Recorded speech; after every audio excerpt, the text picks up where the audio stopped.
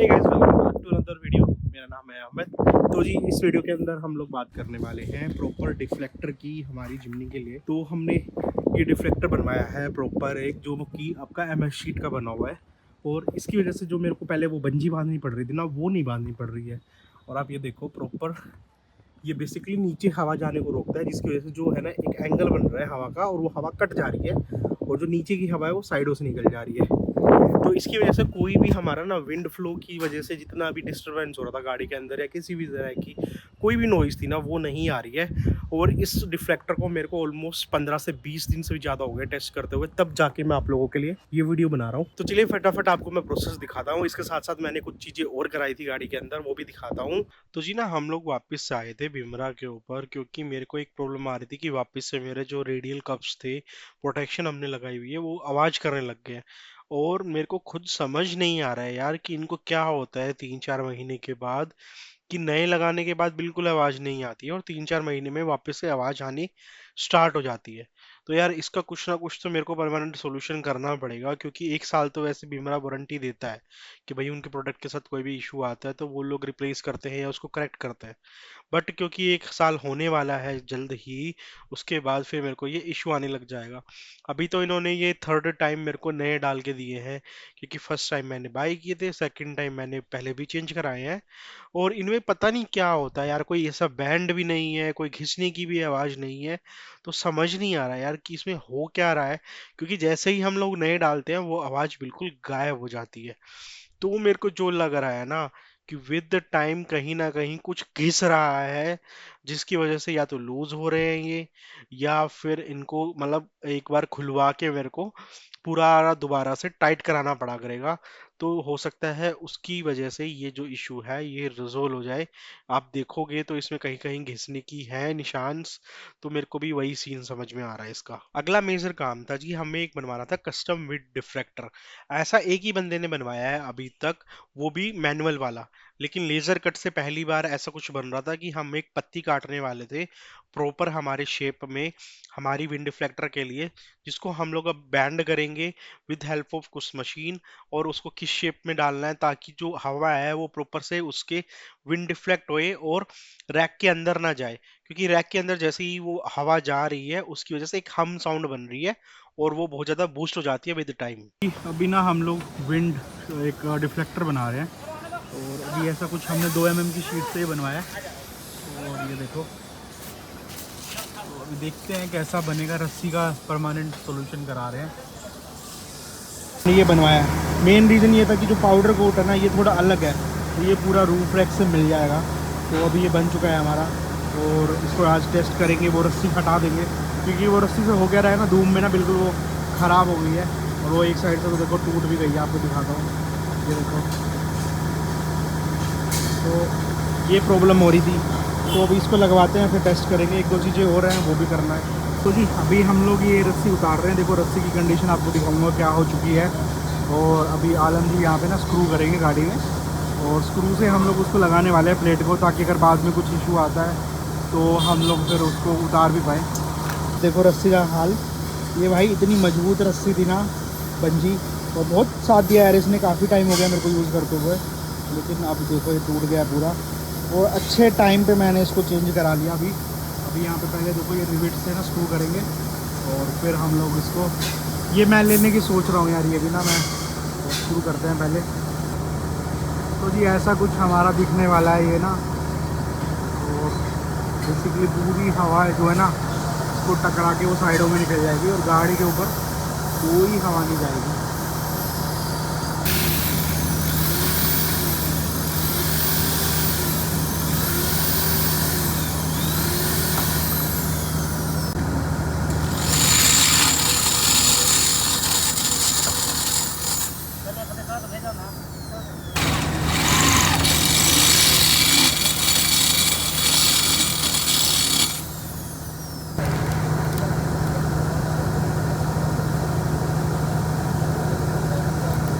Elon है, Elon है ना।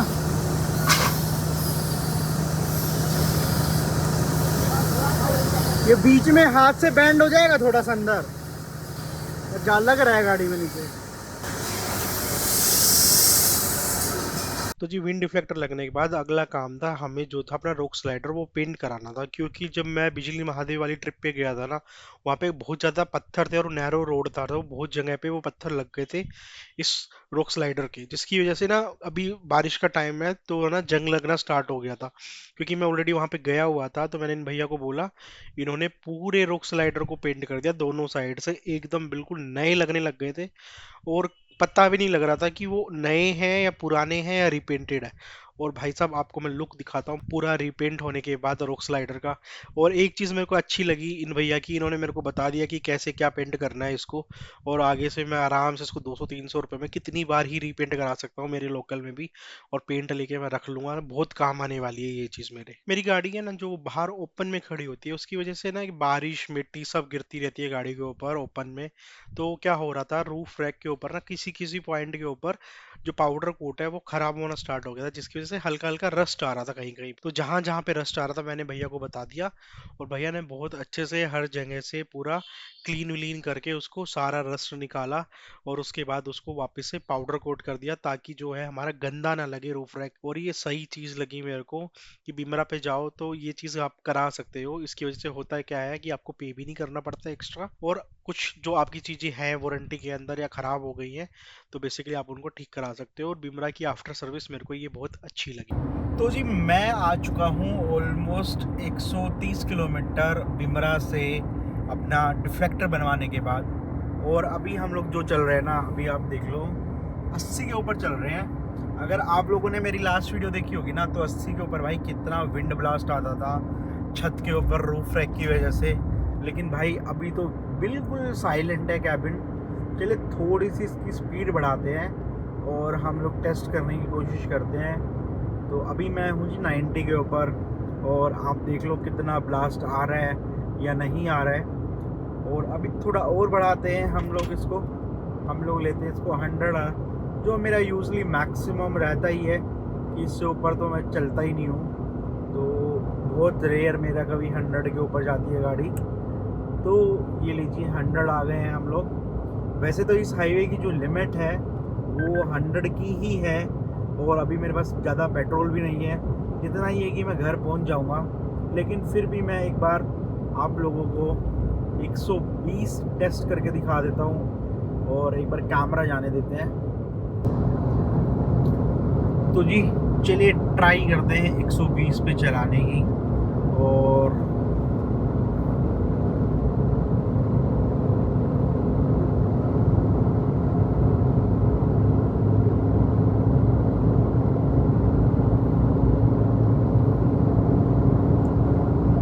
पहुंच गए जी 110। रूफ रैक की आवाज़ तो देखो मेरे को कोई सुनाई दे नहीं रही है। हाँ, इंजन की आवाज़ काफ़ी बढ़ गई है। और एक बार 10 और हम लोग चढ़ा देते हैं, ऑलमोस्ट हमारा हो जाएगा।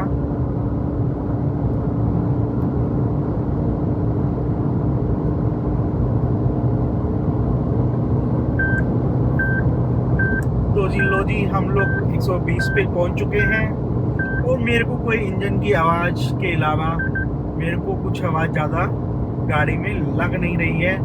और गाड़ी जो है बिल्कुल मक्खन चल रही है, जिस हिसाब से हमारी चलनी चाहिए। और रूफ रैक की कोई आवाज़ नहीं है, आप देखो इतना क्लियर है। मैं कोशिश करता हूँ अगर मेरे पास अभी भी पुरानी फुटेज होगी तो इस स्पीड पे मैं आप लोगों को वो वाली फुटेज दिखाऊंगा।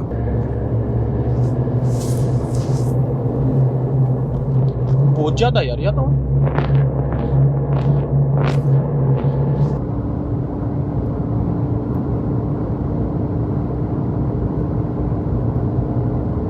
तो आई होप सो आपको ये वीडियो पसंद आई होगी। अगर वीडियो पसंद आई होगी तो प्लीज़ लाइक कर देना, चैनल को सब्सक्राइब कर लेना। मिलूंगा नेक्स्ट वीडियो में, तब तक के लिए bye bye, take care, drive safe.